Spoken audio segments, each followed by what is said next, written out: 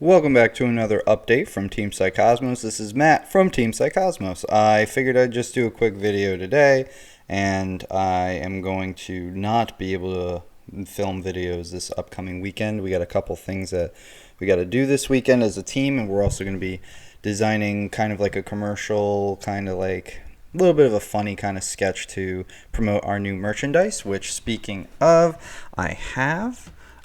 So right here we got some stickers that you can get. These are everything that we've put on the shop is actually very affordable. These are the only things that I have right now because some of the stuff is still pending in the mail. I'm going to put this right here.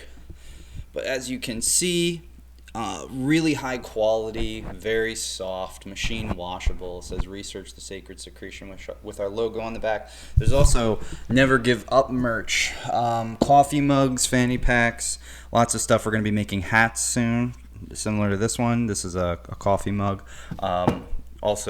Also machine washable, so you can put it in your dishwasher. So anyway, yeah, we're gonna be doing a lot this upcoming weekend.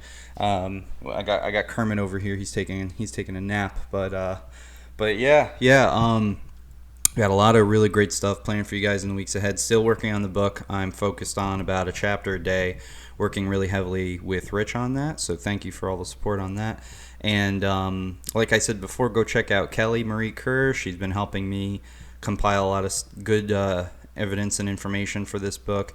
And also go check out my friend Yaira, Restoration of the Breach, on YouTube. Really phenomenal guy. He's very intelligent, knows a lot of stuff on the deeper Kabbalistic mysteries and a lot of the deeper truths of the world that we live in. We did 2 podcasts with him. Very, very smart guy, so I highly recommend him. And there's, of course, a whole bunch of other people that I could give mention to, but those 2 have really been helping me build this book more so than anyone. So big shout outs to them. I saw Santos Bonacci just hit 200,000 subscribers. It's really awesome. It kind of makes sense that all of these really amazing events are going on this week. This is a very powerful week as far as energy goes.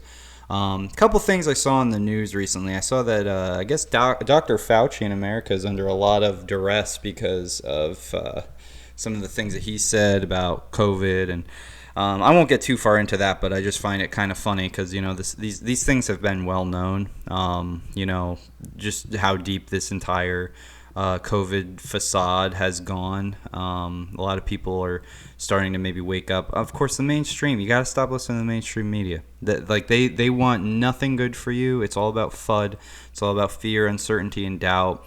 The reason is because when you flex that amygdala in the brain and you're secreting all of these chemicals based around adrenaline and fear causalities within the mind and all throughout the body, you become unhealthy. You become more dependent on mommy and daddy government and the hospitals and the state, really. And that's what they want. They want you to be dependent on them. I haven't been sick for 2 years, and big credit to that is the fact that I practice yoga, I meditate, and I practice the powerful Christ consciousness sacred secretion. I mean, even through this whole pandemic. And I mean, I'm knocking on wood. It could just be luck, but I don't know. A lot of people can't say that. So I've been very blessed in that sense, and a lot of that's willpower. If I feel like a itch coming on in my throat, I kind of exude my willpower and tell myself I'm not sick.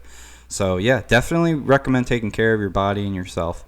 It's the most important thing. It's building the temple to God or the universe, So that's definitely a big part of being a human being.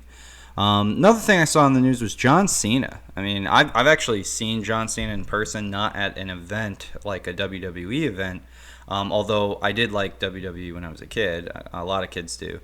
But it was actually, I went to a steakhouse called Ocean Prime once. I think it was Ocean Prime. That's what it is. It was in Tampa, Florida. He was filming for some show, and he was like maybe 15 feet away from me. He was behind kind of like a veiled curtain, but everybody could see him. Really cool experience, but he's supposed to be one of those types of wrestlers that embody America. So it's kind of odd to see him apologizing to China in Chinese. And we have nothing against the Chinese. We love the Chinese, but the CCP government has something against their people the same way the American government has something against their people. So it was kind of crazy for me to witness that, and a lot of people were upset about it, not only because of what he said, but because of the way that he went about the video. So that was just something I thought that was very interesting. A lot of crypto news. Another big tank. I saw it was like about maybe 20% going down. Bitcoin, Ethereum, Chainlink, XRP, Cardano, VeChain.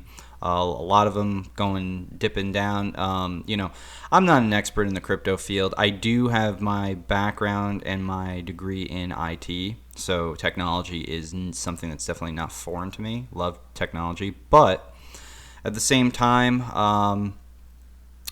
crypto's here to stay. I'm sorry if that upsets people, but if you're not getting involved in it now, you have to understand that the Federal Reserve and a lot of the big banks all around the world, they're planning for a very massive hyperinflation bubble crash in the economy like we saw in 2008, but this one's going to be a lot worse because the road to recovery is going to be presented as something that a lot of people aren't going to want to get involved with or accept, and that is cryptocurrency. It's digital currency.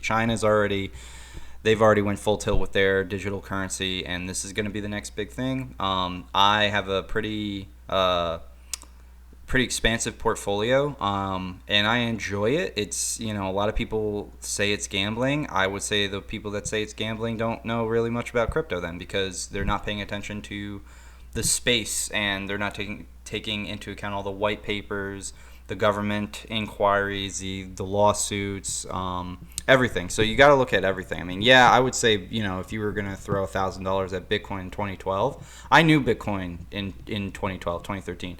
I still, not that I regret it, but I still kind of beat myself up because I'm like, oh man, if only I had thrown every last penny I would have had back then, I'd be rich right now. But, that's kind of the way that you have to see it now.